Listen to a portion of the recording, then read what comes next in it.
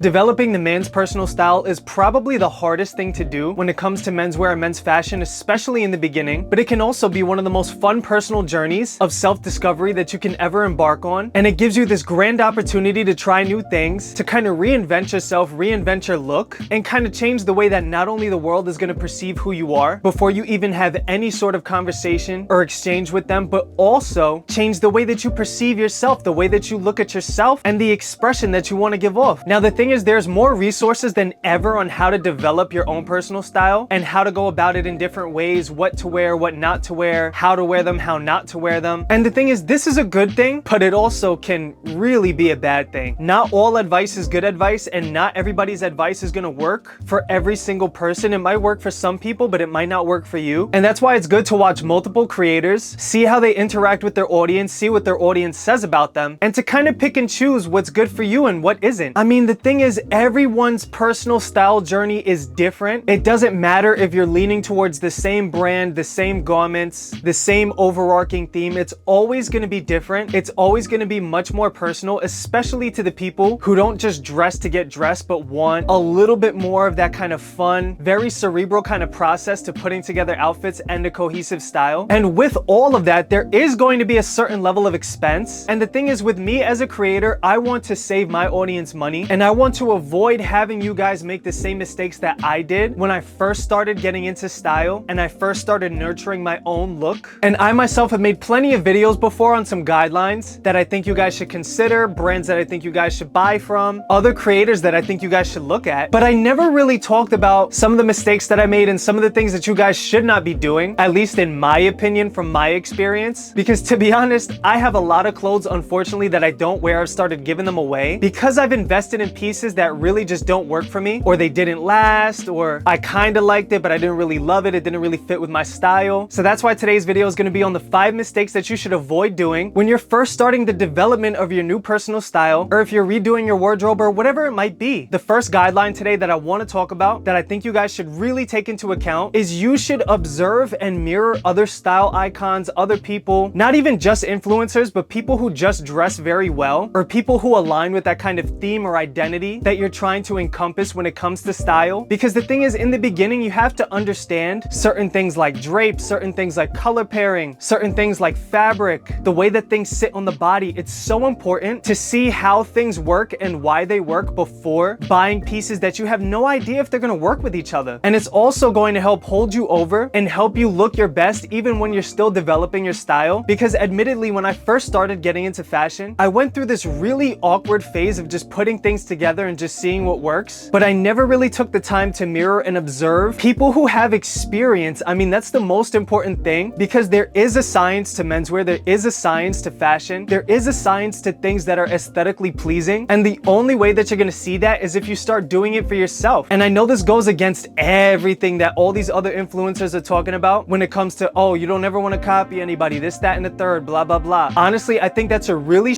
way to think about stuff, because at the end of the day, that's what we're all on this platform for, is to kind of spread our experience and help people who aren't yet well versed in fashion become a version of themselves that they want to be. And for a creator to tell you to not copy anybody because it's not trendy, it's not fashion, I don't know, there's just something that doesn't sit right with me with that. I mean, even to this day, I still do my research, I still mirror, I still observe. I mean, maybe I'll change the color of the shirt, maybe I'll change the silhouette a little bit. There's a lot of things that could be changed to kind of manipulate and make things your own. But no, you should never be afraid to mirror or copy an outfit that you like just because someone on TikTok or someone on YouTube tells you that it's not the right thing to do. I mean, to this day, I'm still doing it myself. The number 2 guideline that I want to talk about is trend chasing, but I want to start off by saying we need trends. Fashion needs trends, and fashion lives on trends. Yes, that is all true, but I do not think that you should be chasing every single trend that comes, but I do think you should chase some of them. Now, what do I mean by that? The thing with trends is that they're actually supposed to be an avenue for you to discover new things and try out new styles on your end, but it also normalizes that kind of look to a degree for a period of time in the public eye's perception. And from then on, you could decide if you want to stick with that trend and kind of incorporate it into your everlasting personal style, or you could decide to drop it. But the thing is, I know a lot of people who make the mistake of building their entire wardrobe around just trendy garments that come and go, and then over time they're left with a closet closet full of clothes that they don't want to wear just because the public's eye sees it as it's out or it's not fashionable anymore. And that's a really wasteful thing to do, not just when it comes to money, but also when it comes to materials. And it also is so wasteful for space. Trends are good. Yes, the fashion industry lives on trends to keep it popular, to keep silhouettes and brands moving forward, but you should not use it as a backbone for your wardrobe. It should not dominate the majority of your wardrobe. I'd say a good ratio from classic menswear staples to trendy garments is probably 70-30, because these menswear staple classics are going to allow you to incorporate these trendier garments into so many more different types of outfits and so many more different types of looks, because at the end of the day, you don't want to wear just one outfit with one garment. It doesn't work. And the other thing that I noticed with a lot of trendier closets is that these pieces kind of only work with one type of outfit, kind of like how a suit you can only wear together, because that's the buying pattern of someone who depends on trends for their personal style, depends on what's cool or what's popping in the public's eye. And guys, it's a real problem. You don't want to fall into that trap. And I would advise everybody to not invest into a statement piece or a trendier garment until you have at least a week's worth of rotations when it comes to outfits and garments. The third guideline that I want to talk about, which arguably is probably one of the most important to me, is you gotta stop following and stop listening to the wrong creators. I live by the notion that not everybody deserves a platform. It's literally become too easy for people to speak their mind and have their opinion validated, and that's just the honest truth. And not everybody's opinion or advice is gold. It's just not true, especially when it comes to a huge creator with millions of subscribers, even the higher hundreds of thousands, because these guys are literally not only paid to say things and paid by these brands to push their products, which is the way that these creators live, but also the style rules and the personal identity journey really no longer applies to them. Those guys are not really for beginners. They're more so for endgame content when it comes to men's fashion enthusiasts and big industry people, but it's definitely not for beginners who are just getting started. And not just that, but they no longer have to buy clothes. They no longer have to allocate funds the way that people who don't get gifted stuff have to. I mean, to a degree, even myself, those rules don't apply anymore because I do get gifted stuff all the time. So I can be a little bit more frivolous when it comes to what types of garments that I want to buy when I even do buy garments. But at the end of the day, those creators don't have to spend money on garments at all, so they could wear whatever they want. They could put on whatever they want. Their huge following is going to validate that look no matter if it's good or not. And at the end of the day, the rules that they follow are not the same set of rules or guidelines that we have to follow. The style journey rules no longer apply to big creators when they reach a certain threshold, because they no longer have to spend money. They no longer have to be super calculated with their wardrobe, because they're gifted stuff by brands that want them to push their own initiative, their own message. And these guys, they're just not in that stage anymore. Now, I'm not saying that they're all bad, and I'm not saying they're bad at all. I'm just saying that they might not be the right resource for you when you're first starting out from the very scratch bottom, just because those guys are in a different stage in their menswear journey. Next up, I kind of want to revisit a little bit of what I was talking about earlier when it comes to building out the wardrobe and investing in certain pieces. So the fourth rule or guideline that I want to talk about is you never ever want to invest in pieces that are trendier or statement pieces before you invest in menswear essentials. And you also want to make sure that you invest in pieces that work with other garments in your wardrobe and not just one outfit. I mean, when I look at a garment or when I buy something with my own money, I literally sit there and think about how many garments and how many outfits I can make with that one piece when I incorporate it into my wardrobe. And if I can't make 3 or more outfits out of it, then I'm not buying it because it's not worth it. And the way that I see it, a cheaper garment that I wear once or twice is gonna end up becoming more expensive than an expensive garment that I wear over and over and over again. And that's just a simple cost per wearing formula, which is based on longevity and wears versus the cost. And it's just something that I really implore you guys to take into account, because this is one way that I wasted so much money when I first started getting dressed and when I first started really taking menswear seriously, because I just wanted to buy everything that I thought was cool, whether I knew how to wear it or not. I always do research now on the garment, how I can wear it, how is the brand suggesting that you wear it, what are they doing with it in their lookbooks. Really, the entirety of the fourth guideline rule is just kind of making sure that you make educated decisions when it comes to building the foundation of your wardrobe, because you really don't want to make that mistake of ending up with a closet that's full of statement pieces that you just don't wear. What I would suggest is investing in heritage style garments, and maybe that comes a little bit from a biased perspective, but it also comes from an educated one when you break it down to the fact that heritage style has literally lasted all the way up until now and has almost never really gone out of fashion. Heritage style in and of itself has had the most staying power when it comes to any overarching narrative when it comes to a fashion theme or a certain type of look or a certain type of trend. And yeah, these garments are popping right now, but just because they're going to eventually decline in popularity does not mean that they're not going to look good, especially now since we live in the men's fashion landscape where literally anything goes, no matter if it's trendy or not, as long as it looks good on you and you know how to wear it and you know how to color pair. The current public perception in the men's fashion scene isn't going to care. It's going to look good. And I just think that heritage style garments are the easiest place to start when it comes to garments that you could wear with virtually anything. Now for the fifth and last rule that I want to talk about when it comes to first starting out your style journey is you never want to follow too many rules. And I know that that's very meta and I know that it's kind of going against what I'm talking about, but to a degree it really should, because you never want to follow too many rules, because the only way that you're going to grow is by making some mistakes. And at the end of the day, fashion in and of itself is kind of rebellious at heart, and to kind of keep with that notion, you have to break some of the rules that some of these creators are laying out for you, because otherwise you're never going to grow your own personal identity. And I mean, keeping with that sentiment, I encourage you to break at least one of these rules that I laid out for you today. Don't follow everything that I say. You should never do that for anybody. I think that's the only way that it's going to be fun for you. It's going to be exciting. That's what it's supposed to be. Developing your personal style should not be based on a set of rules from one guy on YouTube that is kind of making it seem like his word is testament, because it's not. You want to have fun with it. You want to experiment.